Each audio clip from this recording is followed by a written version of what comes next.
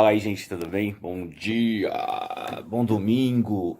Bom, eu vou falar um pouquinho aqui de indicadores para vocês. Um vídeo bem rápido. Depois eu vou falar um pouco mais, em outros vídeos eu também vou abordar um pouquinho mais esse assunto. Muitas vezes as pessoas me perguntam e me chamam falando sobre indicadores. Professor, o que a gente pode fazer sobre indicadores? Então, inclusive, eu estou até dando uma estudada hoje aqui, mas não é sobre indicadores, outros assuntos. Mas é o seguinte, o pessoal me pergunta, como que eu posso fazer meus indicadores? Bom, a primeira coisa é a seguinte, galera. Vocês têm que entender, e eu não vou ficar aqui falando muito detalhes ainda, mas a questão é o seguinte: qual é o indicador que eu quero mobilizar para minha equipe para mostrar performance? Então vamos falar de ventilação mecânica. Quais são os indicadores que vão me mostrar performance? Claro que são que para estubar um paciente, por exemplo, eu tenho milhares de variáveis que influenciam.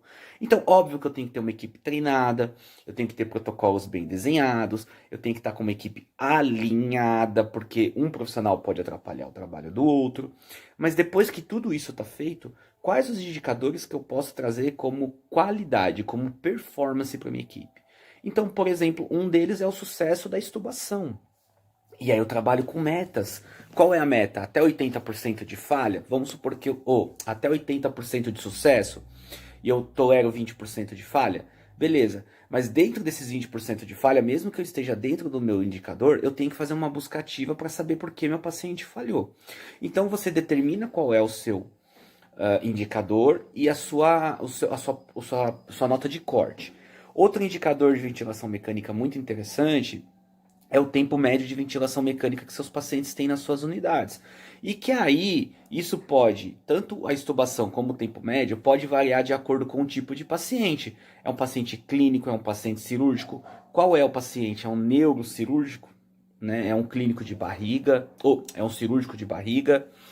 Uh, qual é o nível de gravidade desse paciente, qual que é o valor de SAPS-3 desses pacientes, né? Então, tem paciente que ficou muito tempo na ventilação mecânica, mas qual era a gravidade dele? Será que esse paciente não era mais grave e ele ia ficar mais tempo? Então, eu tenho que fazer a triagem pela gravidade também. Por exemplo, tipo de extubação, paliativa, eletiva, acidental. Pacientes que foram reintubados, qual o motivo da reintubação? Desses que foram reintubados, quantos foram extubados e quantos foram para traqueostomia, quantos foram para óbitos, né? Então, são inúmeras variáveis que eu posso utilizar. Se eu montar uma tabelinha simples, como por exemplo, nome do paciente, a matrícula dele é importante para eu fazer uma busca ativa, né?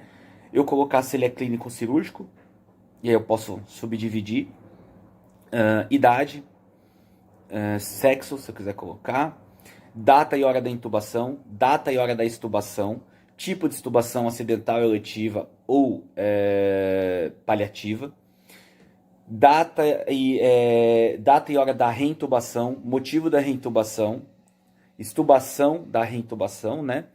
Traqueostomia, então dia da traqueostomia, hora da traqueostomia, e se esse paciente saiu ou não da ventilação na tráqueo, né? O dia e a hora que ele saiu. Alta óbito transferência. Só com essa tabela eu consigo vários dados.